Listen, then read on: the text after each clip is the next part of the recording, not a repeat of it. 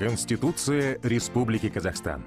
Мы, народ Казахстана, объединенный общей исторической судьбой, созидая государственность на исконной казахской земле, сознавая себя миролюбивым гражданским обществом, приверженным идеалам свободы, равенства и согласия, желая занять достойное место в мировом сообществе, осознавая свою высокую ответственность перед нынешним и будущими поколениями, исходя из своего суверенного права, принимаем настоящую Конституцию.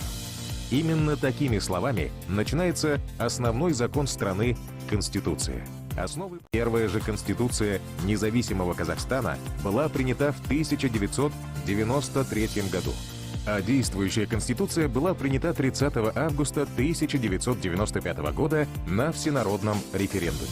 Она состоит из 98 статей, разделенных на 9 разделов. В этих разделах прописаны основы политического, правового и экономического устройства государственной системы.